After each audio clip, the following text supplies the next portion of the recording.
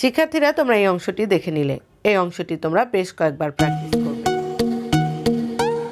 আসসালামু আলাইকুম শিক্ষার্থীরা, আজকের পাঠে তোমাদের স্বাগত জানাচ্ছি। আজ আমরা পড়ব চতুর্থ শ্রেণীর ইংলিশ ফর টুডের unit 4 family tree, lessons 1-2, page 8।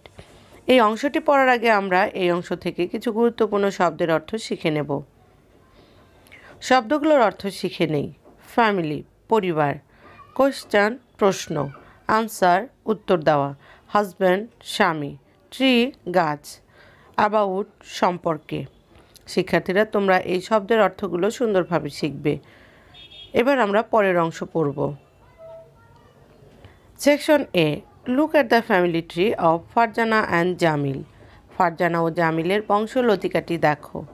শিক্ষার্থীরা এখানে একটি গাছ দেখানো হচ্ছে।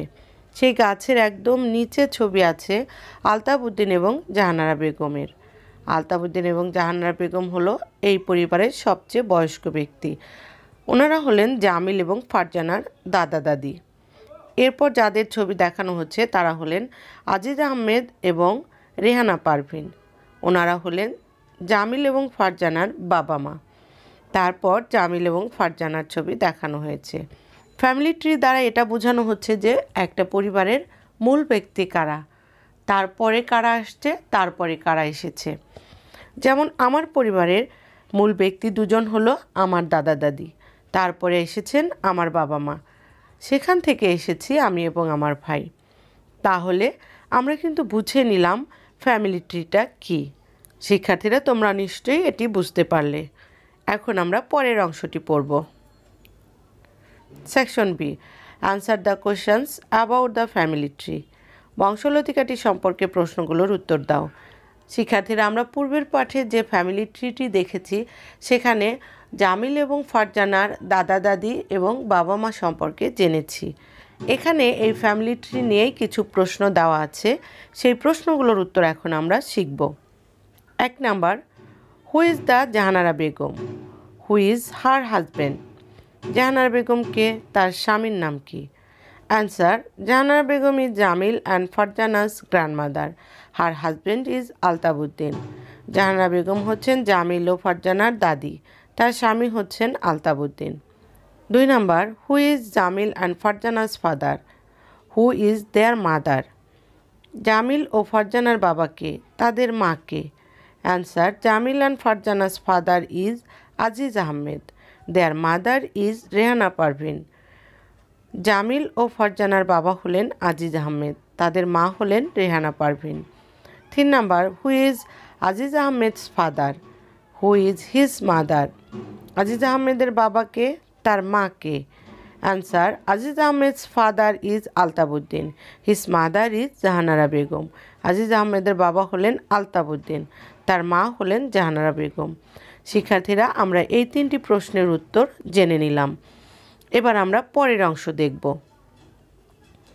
পরের অংশটি হলো ল্যাঙ্গুয়েজ ফোকাস, ভাষা আলোকপাত। Section C, subject pronouns and the verb be in the present simple. কর্তা হিসেবে সর্বনাম সমূহ এবং সাধারণ বর্তমানকালে ভার্ব বি। শিক্ষার্থীরা এখানে আমরা কিছু সাবজেক্ট দেখতে পাচ্ছি, সেগুলো হলো I, you, he, she, it, we, they. শিক্ষার্থীরা এখানে যে সাবজেক্টগুলো দেখলাম এগুলোর সঙ্গে সাহায্যকারী ভার্ব হলো অ্যাম, ইজ, আর। শিক্ষার্থীরা এখানে আমরা দেখতে পাচ্ছি আয়ের সঙ্গে অ্যাম, ইউয়ের সঙ্গে আর, হি, শি, ইটের সঙ্গে ইজ, উইয়ের সঙ্গে আর, দের সঙ্গে আর। এভাবে সাবজেক্টের সঙ্গে সাহায্যকারী ভার্ব ব্যবহার করা হয়েছে।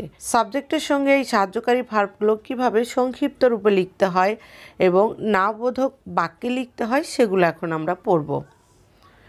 আই অ্যাম, সংক্ষিপ্ত রূপ হলো আম, আর নামবোধক বাক্যটি হলো আম নট। ইউ আর, সংক্ষিপ্ত রূপ ইউ আর। নামবোধক বাক্যটি হলো ইউ আর নট।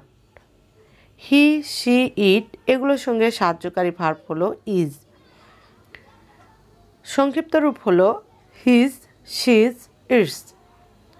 নামবোধক বাক্য হলো he's not, she's not, it's not. We are, সংক্ষিপ্ত রূপ হলো উই আর। নামবোধক বাক্য হলো ওয়্যার নট, দে আর।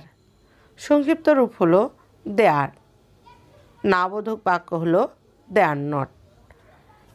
শিক্ষার্থীরা, তোমরা এই অংশটি দেখে নিলে। এই অংশটি তোমরা বেশ কয়েকবার প্র্যাকটিস করবে, তাহলে তোমাদের মনে রাখতে সুবিধা হবে।